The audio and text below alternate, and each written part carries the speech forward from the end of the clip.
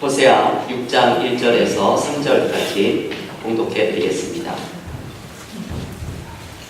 오라, 우리가 여호와께로 돌아가자. 여호와께서 우리를 찢으셨으나 도로 낫게 하실 것이요, 우리를 치셨으나 싸매어 주실 것임이라. 여호와께서 이틀 후에 우리를 살리시며 셋째 날에 우리를 일으키시리니 우리가 그의 앞에서 살리라. 그러므로 우리가 여호와를 알자. 힘써 여호와를 알자. 그의 나타나심은 새벽빛같이 어김없나니 비와 같이 땅을 적시는 늦은 비와 같이 우리에게 임하시리라 하니라. 아멘. 하나님의 말씀입니다. 오늘은 사순절의 마지막 주일을 시작하는 종려주일입니다. 이번 주일과 다음 주일은 그동안 묵상하던 하나님의 자리 연속설교를 멈추고 사순절의 이 마지막 일주일을 함께 묵상하고 은혜를 나누려고 합니다. 오늘을 종려주일이라고 부르는 것은 예수께서 예루살렘에 들어가실 때 사람들이 종려나무 가지를 흔들며 환영을 했던 모습 때문입니다. 종려주일을 시작으로 이번 일주일은 예수께서 십자가에 달려 죽으시고 부활하시는 고난주간입니다. 이 일주일은 평범한 일주일이 아닙니다. 그리스도인들은 이 일주일을 세상을 바꾸어 놓은 일주일이라고 부릅니다. 그리고 이 일주일은 나의 인생을 바꾸어 놓은 일주일입니다. 우리는 이번 일주일 세상을 바꾸어 놓는 은혜를 경험하기 위해서 나를 이 십자가 앞에 온전히 열어놓으며 나아가야 합니다. 오늘 고난주간을 시작하는 종려주일에 묵상해야 하는 메시지 가운데 하나는 예루살렘으로 들어오시는 예수님의 모습입니다. 여러분, 이 모습은 참 상징적이죠. 예루살렘으로 예수께서 나귀를 타고 들어오십니다. 우리는 이 모습에서 우리들의 삶 속으로 들어오시는 예수님을 묵상해야 합니다. 이번 고난주간에 주님께서 우리의 삶 속으로 들어오실 것입니다. 우리는 우리를 찾아오시는 주님 앞으로 마음을 열고 나아가야 합니다. 오늘 호세아서 6장은 바로 이 주님 앞으로 나아가는 것에 대해서 알려주는 말씀입니다. 호세아서의 중심 메시지는 호세아서 6장에 담겨 있는데 이 6장이 가장 중요하죠. 이 6장에 담겨 있는 메시지는 하나님께 돌아가는 것입니다. 호세아서 6장 1절의 첫 외침이 이렇게 말씀하지요. 오라, 우리가 여호와께로 돌아가자. 여호와께로 돌아가자. 이 말씀이 이스라엘이 회복이 되는 방법입니다. 우리의 죄를 회개하고 하나님께 돌아갈 때에 우리가 일어나고 회복될 수 있다는 유일한 희망을 노래합니다. 여러분, 우리는 오늘 이 말씀을 함께 묵상하려고 합니다. 호세아가 몸 놓아서 외쳤던 이 외침, 오라, 우리가 여호와께로 돌아가자. 이 외침은 오늘부터 시작되는 고난주간에 우리에게 이렇게 들려옵니다. 오라, 우리가 예수께로 돌아가자. 오라, 우리가 십자가 앞으로 나아가자. 우리가 회복될 수 있는 방법은 하나님께 돌아가고 십자가 앞으로 나아갈 때입니다. 오늘의 본문을 묵상하면서 내가 하나님께 돌아갈 때에 어떠한 은혜를 경험하게 되는지 오늘 본문의 말씀 속에 세 가지의 은혜를 함께 묵상하려고 합니다. 첫 번째, 하나님께 돌아가면 우리는 하나님이 어떤 분이신지를 알게 됩니다. 호세아서 6장 3절의 상반절은 이렇게 말씀합니다. 그러므로 우리가 여호와를 알자.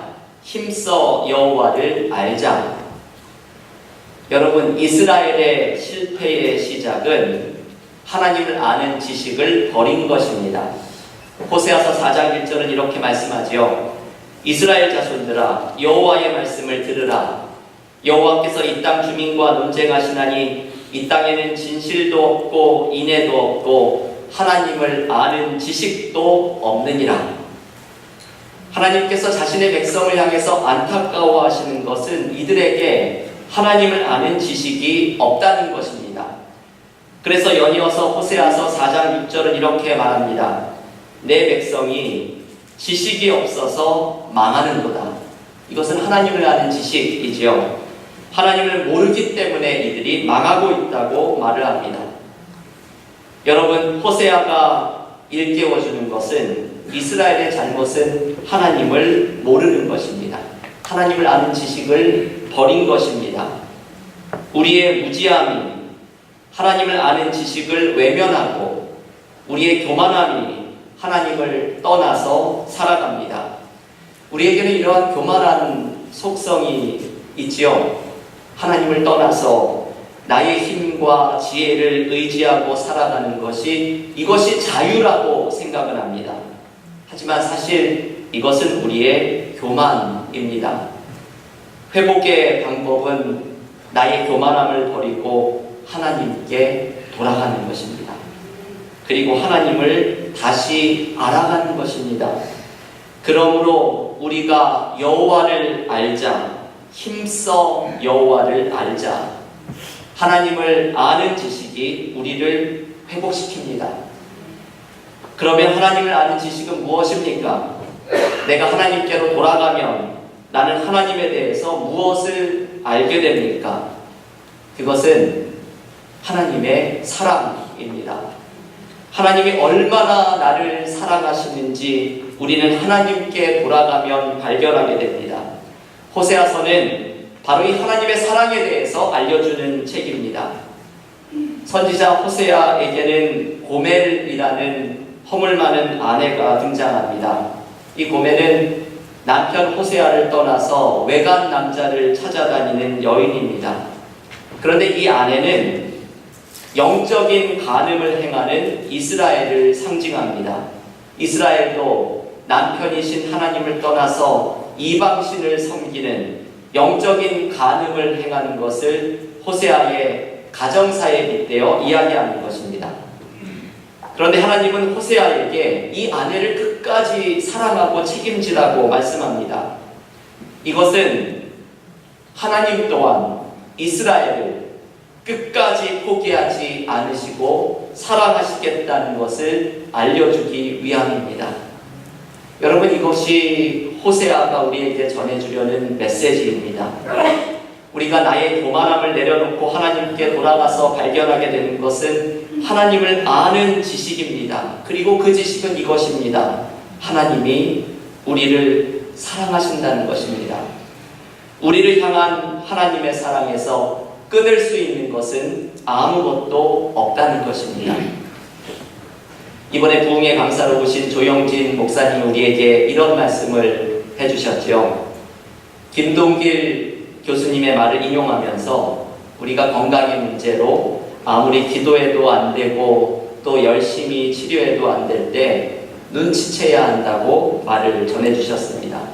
이분도 하나님께서 죽을 병을 살려주신 많은 경험을 하셨던 분이기 때문에 깊은 병 중에 있는 교우들을 신방하면서 때로는 새 찬송가 549장 내 주여 뜻대로 행하시옵소서 이 찬양을 부를 때가 있다고 말해주셨습니다. 그 3절의 가사가 이런 것이죠. 살든지 죽든지 뜻대로 하소서. 조영진 목사님이 목회를 하면서 교인들은 목사님이 이 찬송가를 부르자고 하면 눈치챈다고 합니다. 여러분, 이 이야기들은 우리가 죽음 앞에서도 살든지 죽든지 뜻대로 하소서 찬양할 수 있는 이유는 무엇입니까? 그것은 바로 하나님의 사랑 때문입니다. 죽음마저도 하나님의 사랑에서 우리를 끊을 수 없다는 것을 깨닫기 때문입니다. 로마서 8장 38절과 39절의 말씀, 내가 확신하노니 사망이나 생명이나 천사들이나 권세자들이나 현재일이나 장래일이나 능력이나 기쁨이나 높음이나 다른 어떤 피조물이라도 우리를 우리 주 그리스도 예수 안에 있는 하나님의 사랑에서 끊을 수 없으리라. 아멘. 여러분, 우리는 이 사랑을 발견합니다. 하나님께 돌아가서 나를 사랑하시는 하나님, 이 사랑에서 끊을 수 없는 은혜를 발견합니다. 삶도 죽음도 넘어서게 하는 이 사랑 안에서 우리는 회복의 역사를 경험하게 됩니다. 오늘 이 말씀을 붙들고 하나님께 돌아가서 하나님의 사랑을 발견하는 은혜가 우리 모두에게 넘칠 수 있기를 기원합니다. 두 번째, 하나님의 사랑을 깨닫게 되면 오늘 호세아서의 말씀은 거부할 수 없는 은혜가 우리에게 몰려오기 시작한다고 말씀합니다. 오늘의 본문에는 하나님의 은혜가 반드시 임한다는 약속의 말씀이 호세아를 통해서 주어집니다. 호세아 6장 3절의 말씀입니다. 그러므로 우리가 여호와를 알자, 힘써 여호와를 알자. 그의 나타나심은 새벽빛같이 어김없나니 비와 같이 땅을 적시는 늦은 비와 같이 우리에게 임하시리라 하니라. 아멘.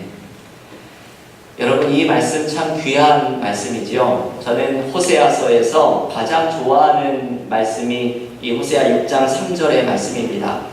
이 말씀은 하나님의 모습을 마치 새벽에 동이 터오르는 해와 같고 땅을 적시는 비와 같다고 말씀합니다. 내가 하나님께로 돌아가서 하나님의 사랑을 깨달으면 호세아는 하나님께서 새벽빛같이 땅을 적시는 비와 같이 우리에게 임할 것이라고 말씀합니다.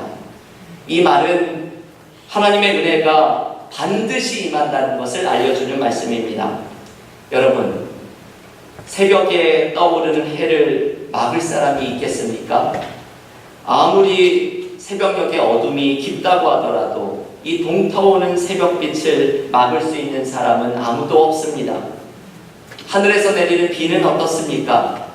하늘에서 비가 내려서 땅을 적시는데 이 비가 땅을 적시는 것을 막을 수 있는 사람이 있겠습니까?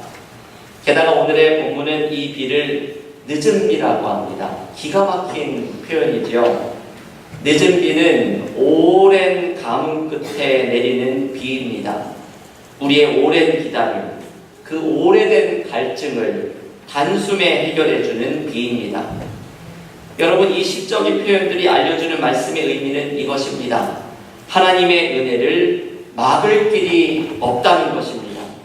새벽빛을 막을 수 없듯이, 늦은 비를 막을 수 없듯이 하나님께 돌아가는 사람은, 하나님의 사랑을 경험하는 사람은 거부할 수 없이 몰려오는 하나님의 은혜를 경험하게 된다는 말씀입니다.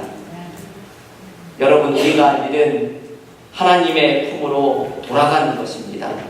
내가 할 일은 하나님의 사랑의 품 안에 안기는 것입니다. 우리가 하나님의 품으로 돌아가기만 하면, 하나님의 사랑의 임재 앞으로 나아가기만 하면 하나님은 기다리셨다는 듯이 당신의 은혜를 쏟아내십니다. 하나님은 은혜를 부어주실 수밖에 없습니다. 하나님은 우리를 사랑하실 수밖에 없습니다. 여러분, 하나님은 다른 것을 하시지 못합니다. 이것을 깨달으셔야 합니다. 이것을 깨닫는 것이 믿음의 깊은 것을 깨닫는 것입니다. 하나님은 우리를 사랑하시는 것밖에는 하지 못하십니다. 그래서 당신의 사랑의 품에 나아온 자들에게 은혜를 베풀어 주실 수밖에 없는 분입니다.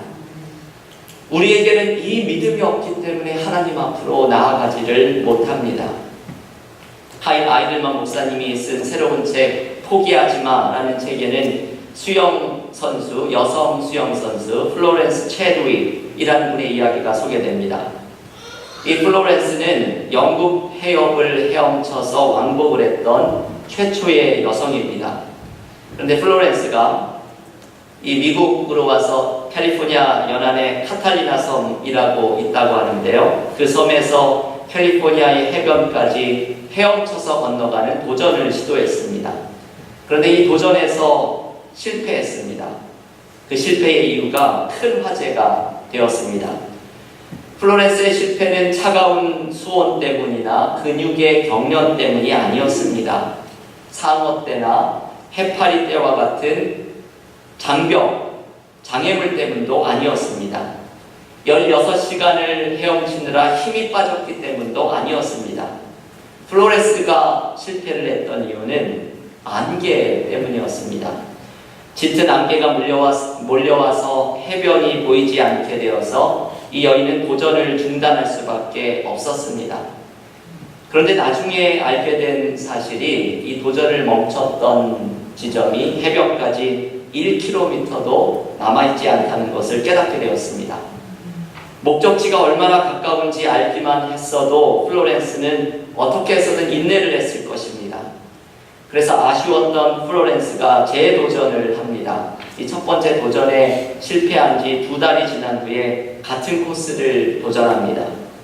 그런데 이번에도 너무나도 짙은 안개가 몰려와서 해안선이 보이지 않았습니다.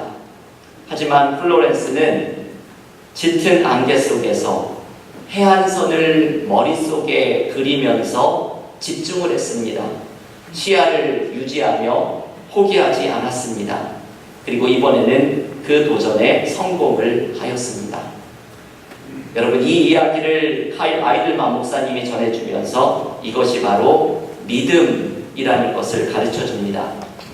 히브리서 11장 1절이 말하는 것처럼 믿음은 바라는 것들의 실상이요 보이지 않는 것들의 증거입니다. 믿음은 보이지 않는 것 속에서 방향을 잡고 바라보며 나아가는 것입니다. 여러분, 무엇을 바라보아야 합니까? 보이지 않는 안개 속에서 무엇을 향해서 방향을 잡고 나아가야 합니까? 그것은 바로 하나님의 사랑입니다. 하나님의 사랑을 향해 방향을 잡는 것입니다. 하나님의 사랑이 나의 희망이고 하나님의 사랑이 나를 회복시킬 것이고 이 하나님의 사랑에서 나를 끊을 것이 없다는 것을 기억할 때 우리는 아무것도 보이지 않는 삶의 고난 속에서 안개 속에서 방향을 잡습니다. 그리고 하나님의 사랑의 품을 향해 나아갈 때에 새벽빛같이 늦은 비같이 우리에게 은혜를 부어주시는 하나님을 경험하게 됩니다. 교회 여러분, 오늘 이 은혜를 누리시기를 기원합니다. 짙은 안개와 같은 삶의 문제 속에서 우리는 하나님을 향해서 방향을 잡아야 합니다. 보이지 않는 것 속에서 하나님의 사랑을 믿음으로 붙들어야 합니다. 하나님께 나아가서 하나님의 사랑의 품에 안길 때 거부할 수 없이 임하는 하나님의 은혜가 우리를 회복시켜 주실 것을 의지하면서 나아가야 합니다. 마지막으로 오늘의 본문에서 우리는 하나님의 치유를 묵상해야 합니다. 여러분, 오늘의 말씀이 너무나 귀하지요.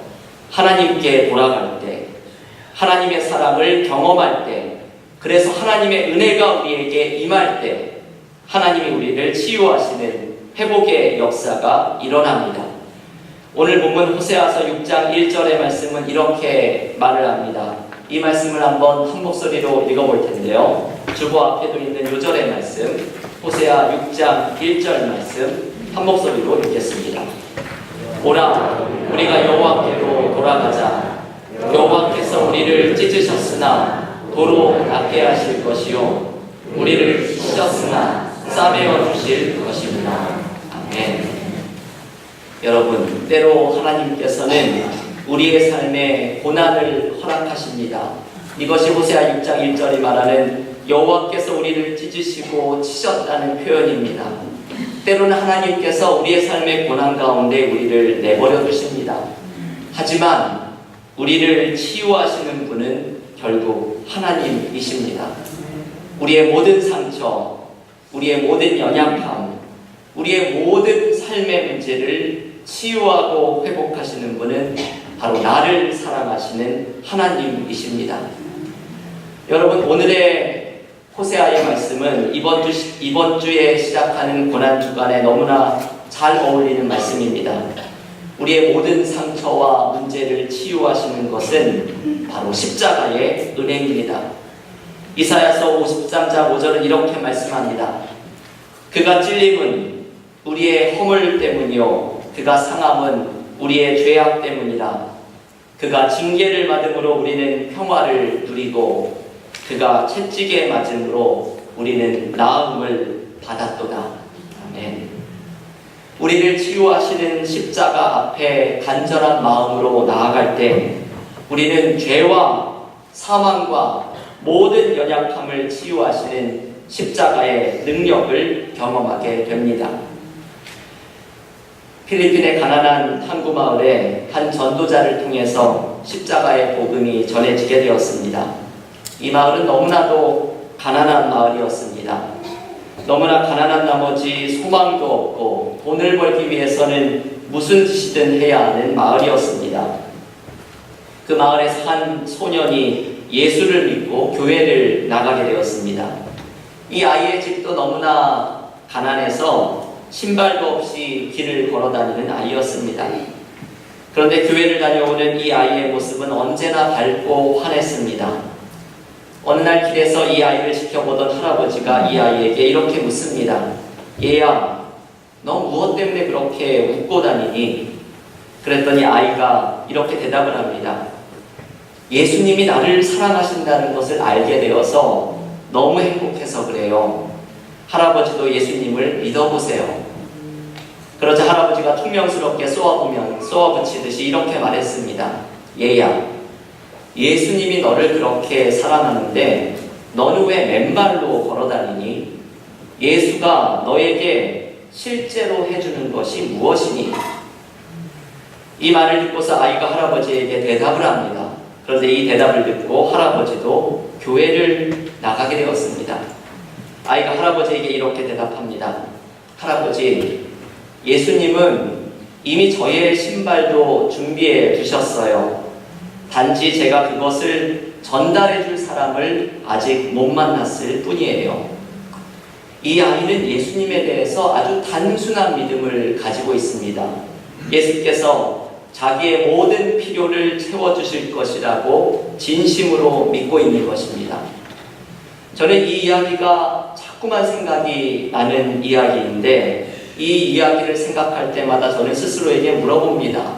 나는 이 아이처럼 예수께서 나의 모든 필요를 채워주실 것이라는 단순한 기대를 가지고 있는가? 여러분, 고난주간을 시작하면서 이 소년과 같은 믿음으로 우리는 이 질문을 던져야 합니다. 우리는 과연 십자가에서 내가 회복이 되었다는 것을 단순하게 믿고 경험하고 있는가? 여러분, 이번 고난주간에 이것을 경험해야 합니다. 우리에게는 얼마나 많은 문제들이 있습니까? 내 안에 있는 상처들, 나의 두려움들, 잘못된 어두운 습관들, 중독의 문제들, 건강의 연약함, 깨어진 인간관계들, 가정에서 남편과 아내 사이의 문제들, 부모와 자식 사이에 깨어진 이 수많은 문제들을 우리는 안고 있습니다. 하지만 십자가는 우리에게 이렇게 선포합니다. 그가 채찍에 맞음으로 우리는 나음을 받았도다. 우리는 삶의 모든 상처와 문제가 십자가를 통해서 회복되는 은혜를 경험합니다. 우리가 이 회복을 경험하지 못하는 이유는 지금 말씀드렸던 이 아이처럼 십자가가 나를 회복할 것이라는 사실을 단순하게 믿고 있지 못하기 때문입니다. 이번 고난주간에 내 안에 있는 이 문제들, 우리 가정의 이 모든 문제들, 십자가의 회복의 역사가 임하게 해달라고 간절하게 간구하십시오. 십자가 밑에 서보십시오. 여러분, 이번 주간에 십자가 밑에 서보십시오. 십자가 앞으로 나아가십시오. 그 자리에서 우리는 회복의 역사를 경험하게 될 것입니다.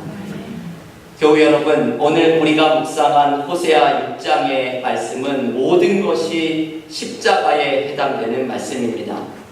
우리는 십자가 앞으로 나아가야 합니다. 십자가에 나타난 하나님의 사랑을 경험해야 합니다.